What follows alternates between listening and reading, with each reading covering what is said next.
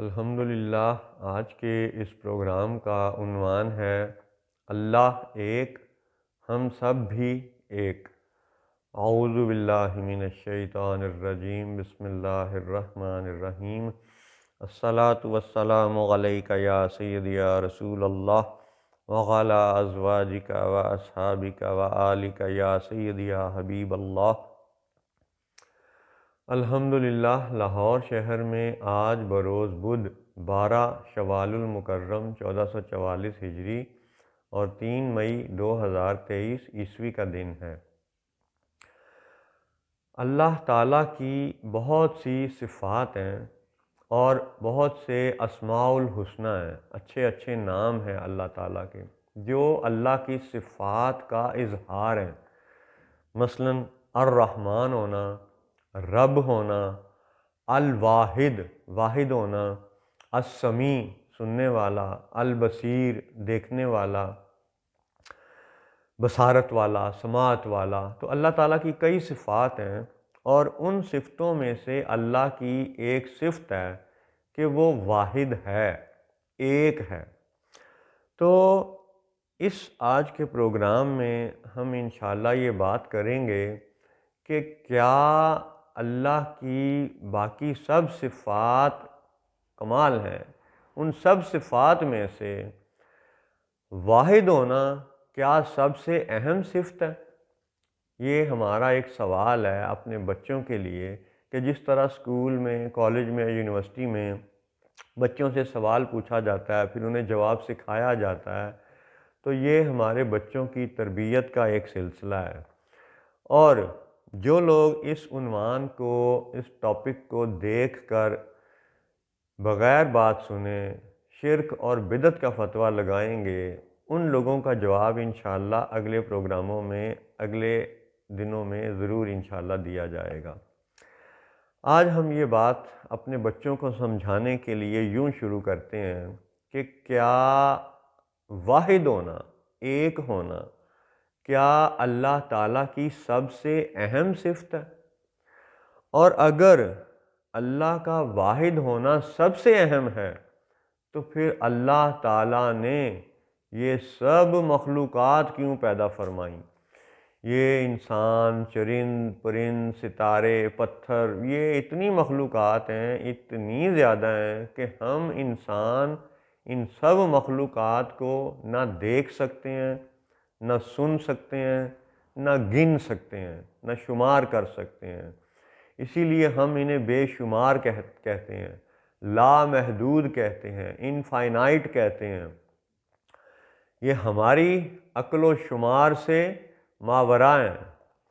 اور اللہ تعالیٰ نے اگر اپنے واحد ہونے کو سب سے اہم دکھانا ہوتا یا رکھنا ہوتا تو پھر یاد رہے کہ جب یہ سب مخلوقات پیدا نہ ہوئی تھیں، ان کو تخلیق نہ کیا گیا تھا، تو اللہ تب بھی تھا، جب کچھ نہ تھا، جب کوئی نہ تھا، جب یہ لفظ تھا بھی نہیں تھا، اللہ تھا۔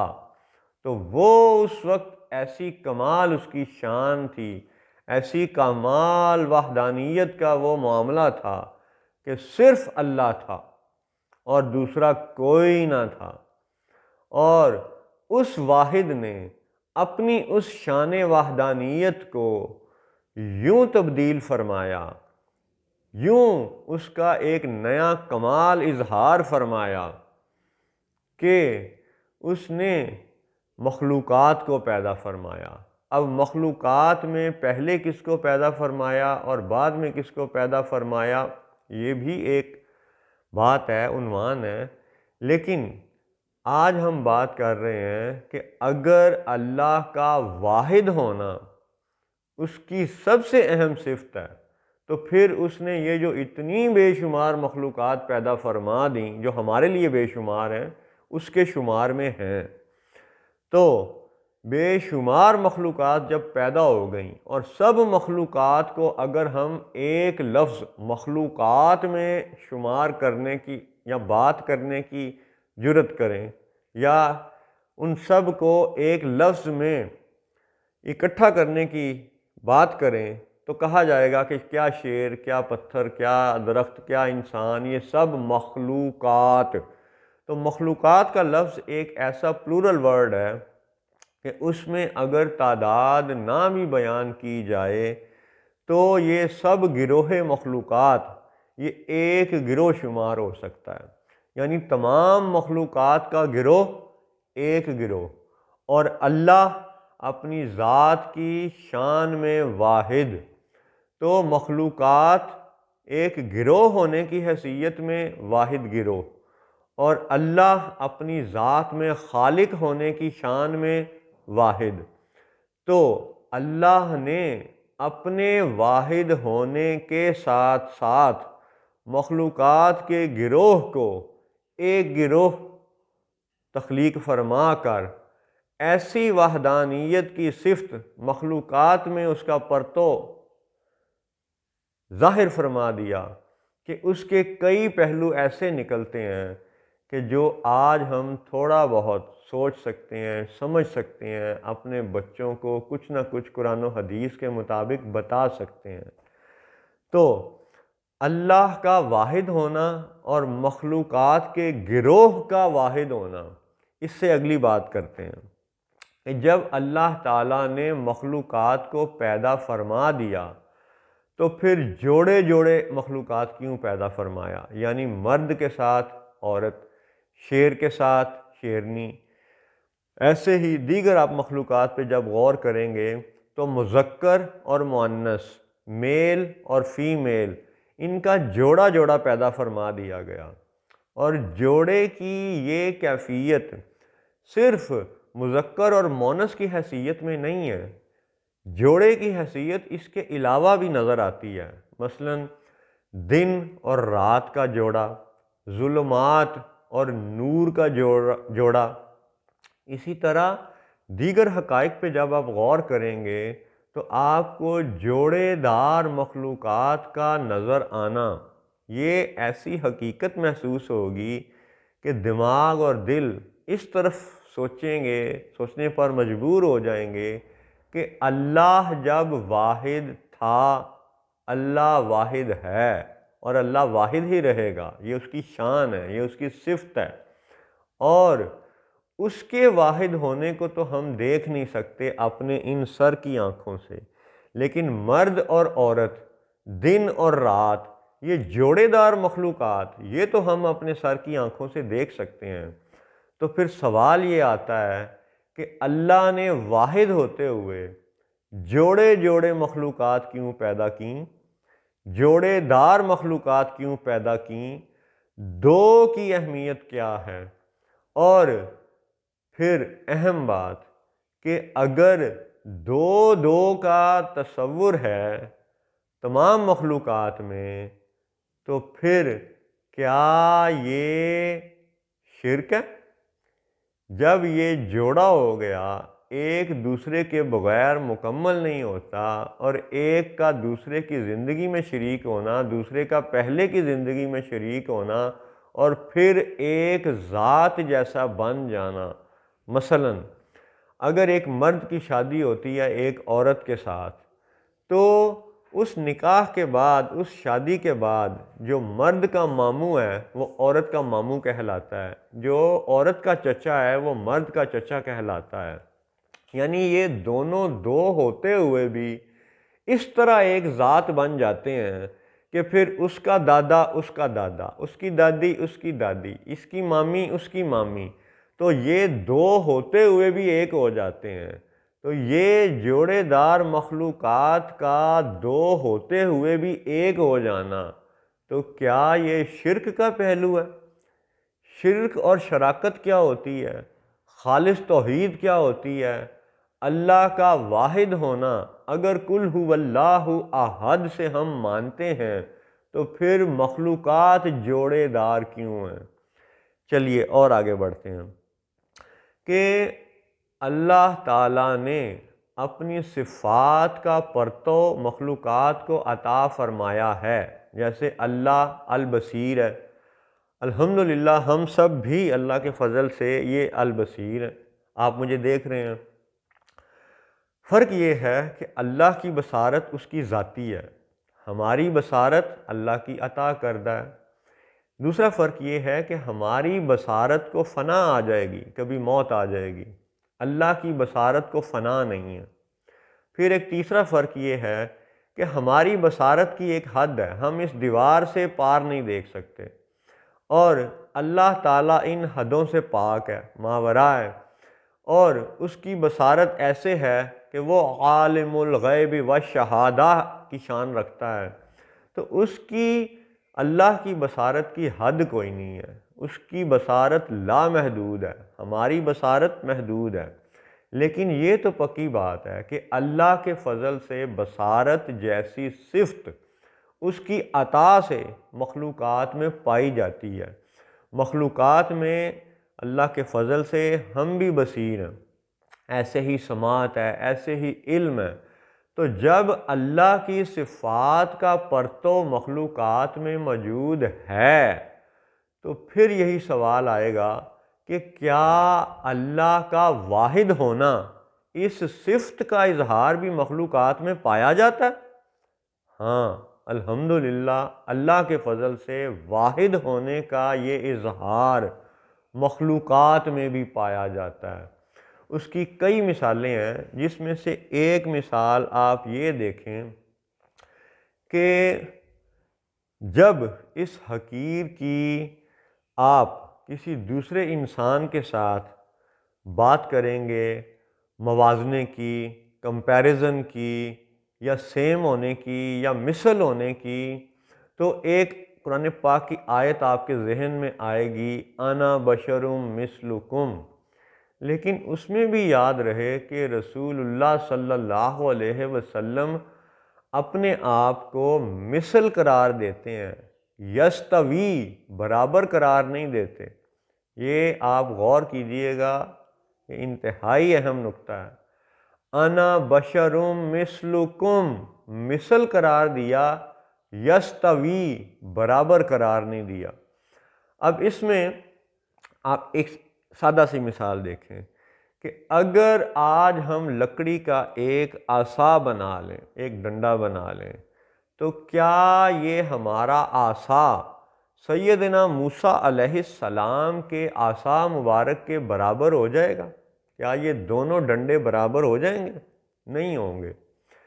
اس ڈنڈے کی برکات، سیدنا موسیٰ علیہ السلام کے عصا مبارک کی برکات، معجزات، وہ اپنا ایک کمال ہے، اپنی ایک شان رکھتے ہیں، اور ہمارے ہاتھ کا بنایا ہوا عصا موسیٰ علیہ السلام کے عصا کے برابر نہیں ہو سکتا۔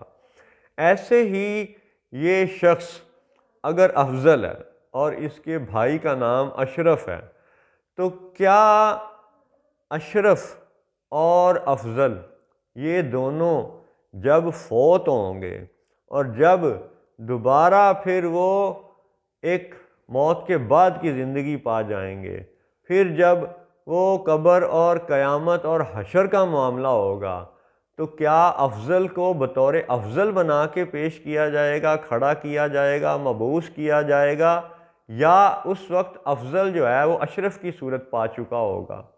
نہیں، آپ سمجھ چکے ہیں کہ افضل جو ہے بروز حشر وہ اسی رنگ و روپ اور اسی حلیے اور اسی جسم کے ساتھ اٹھے گا، اسی جسم کے ساتھ حشر میں اس کو جاننے والے جانیں گے، پہچاننے والے پہچانیں گے۔ وہ الاعراف کی گفتگو، وہ جنت اور جہنم والوں کی گفتگو، وہ ایک دوسرے سے سوال و جواب، یہ قرآن و حدیث کے معاملات، یہ سب اس بات کا ثبوت ہیں کہ یہ جو افضل ہے، یہ جب فوت ہوگا اور موت کے بعد جب دوبارہ اٹھایا جائے گا تو یہی افضل ہوگا، اس کے بھائی اشرف کے برابر نہیں ہوگا۔ اشرف اپنی الگ، ممتاز، منفرد، اکیلے، واحد ہونے کی شان میں میدان حشر میں آئے گا، اور افضل یہ اپنے اسی واحد مرکب، اسی جسم، اسی اپنے روح اور جسم کے مرکب کے ساتھ، اسی اپنی وحدانیت کی شان میں اور واحد ہونے کی حیثیت میں میدان حشر میں پیش ہوگا۔ یعنی جو دنیا میں افضل ہے وہ حشر میں بھی افضل ہوگا، جو دنیا میں اشرف ہے وہ حشر میں بھی اشرف ہوگا۔ لہٰذا ہر بندے کی، ہر مخلوق کی ایک واحد ہونے کی ایسی صفت ہے، ایسی شان ہے، ایسی کمال اللہ کی شانوں میں سے ایک شان کا اظہار ہے، اللہ کی صفات میں سے اس واحد ہونے کی صفت کا ایسا پرتو ہے کہ جو دنیا میں اشرف ہے وہ حشر میں بھی اشرف ہوگا، جو دنیا میں افضل ہے وہ حشر میں بھی افضل ہوگا۔ لہٰذا یہ وحدانیت کی شان کا پرتو بھی مخلوقات میں پایا جاتا ہے۔ اور انا بشرم مثلکم میں مثل قرار دیا گیا، یستوی برابر قرار نہیں دیا گیا۔ اس کی ایک اور سادہ مثال سنیے کہ اللہ تعالیٰ نے فرمایا اپنی ذات کے حوالے سے بدیع السماوات والارض، کہ اللہ تعالیٰ نے نئے پیدا فرمائے، تخلیق فرمائے سماوات یعنی پلورل۔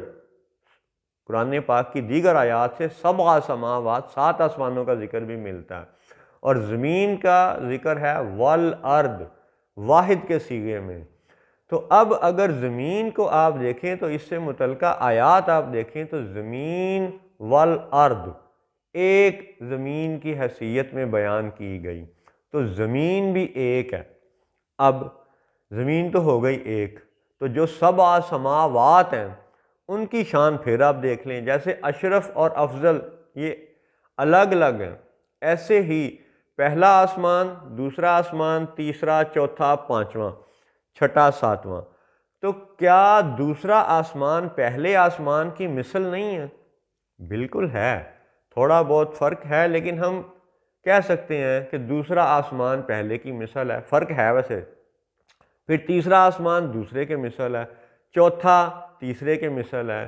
تو مثل ہونا اور بات ہے، لیکن کیا دوسرا آسمان پہلے آسمان کے برابر ہے؟ کیا جنات آج 21ویں صدی میں اس پہلے آسمان کو پار کر کے دوسرے آسمان، تیسرے آسمان تک رسائی حاصل کر سکتے ہیں؟ نہیں کر سکتے۔ اس لیے مثل ہونا اور بات ہے۔ ہاں، دوسرا آسمان وہ دوسرا ہے، تیسرا آسمان وہ تیسرا ہے، چوتھا آسمان وہ چوتھا ہے۔ اسی لیے ہم یہ کہہ سکتے ہیں کہ اللہ کی عطا سے واحد ہونے کی شان، واحد ہونے کی صفت مخلوقات میں بھی پائی جاتی ہے۔ اس کی ایک اور مثال سنیے، کیا باقی سب ملائکہ کی طرح جبریل امین علیہ السلام وہ بھی نوری مخلوق نہیں ہے؟ وہ بھی نور نہیں ہے؟ بالیقین وہ بھی نور ہیں، نوری مخلوق ہیں۔ اور کیا تمام فرشتوں میں کوئی دوسرا جبریل ہے؟ کوئی دوسرا جبریل نہیں ہے۔ جبریل فرشتوں میں سے واحد جبریل ہے۔ میکائیل علیہ السلام فرشتوں میں سے واحد میکائیل ہیں۔ اسی طرح عزرائیل علیہ السلام، اسرافیل علیہ السلام، وہ اپنی اپنی شان میں اللہ کی شان وحدانیت کا ایسا پرتو رکھتے ہیں کہ جبریل واحد جبریل ہیں، اسرافیل واحد اسرافیل ہیں۔ ایسے ہی آدم علیہ السلام کو جب سجدہ کروایا گیا تو وہ آدم علیہ السلام، وہ بے شک آج آپ کہہ سکتے ہیں جی انا بشرم مثلکم کی تعویل کی طرح آپ ایک زاویہ بیان کر سکتے ہیں، لیکن کیا کوئی دوسرا آدم ہے جس کو بعد میں اللہ تعالیٰ نے عالم بالا میں اس شان میں سجدہ کروایا؟ ایسا کوئی دوسرا آدم نہیں ہے۔ آدم علیہ السلام بھی واحد ہیں۔ تو اللہ تعالیٰ کی عطا سے، اللہ تعالیٰ کی صفات کا پرتو جب مخلوقات میں پایا جاتا ہے، سماعت ہے، بصارت ہے، علم ہے، ایسے ہی اللہ کی شان ہے کہ اس کی شان وحدانیت کا ظہور مخلوقات میں بھی ظاہر ہے۔ تو جب مخلوقات میں بھی واحد واحد مخلوقات ہیں اور ہر مخلوق اپنی حیثیت میں واحد ہے، ہر مخلوق اللہ کے فضل سے اپنی شان میں واحد ہے، تو پھر سوال یہ بھی ہے کہ یہ سب سلسلہ کس واحد کی پہچان کے لیے بنایا گیا ہے؟ کیا یہ سب کچھ اللہ کی وحدانیت کی پہچان کے لیے بنایا گیا؟ تو اگر ایسا ہے تو پھر ہر مخلوق اپنی اپنی شان میں واحد کیوں ہے؟ افضل میدان حشر میں افضل ہوگا، اشرف میدان حشر میں افضل ہوگا، تو پھر وحدانیت کا یہ فلسفہ کس نقطے پہ جا کے مرکوز ہوگا؟ اس کا منتہا، اس کا مقصد کیا ہوگا؟ کیا شان وحدانیت صرف اللہ کی اہم ہے؟ بالیقین اللہ کی اہم ہے، لیکن جب مخلوقات میں بھی واحد ہونے کی صفت کا اظہار ظاہر ہے، ثابت ہے، تو پھر ہم یہ بھی دیکھیں گے کہ شرک کیا ہوتا ہے اور خلافت کیا ہوتی ہے۔ السلام علیکم ورحمۃ اللہ وبرکاتہ۔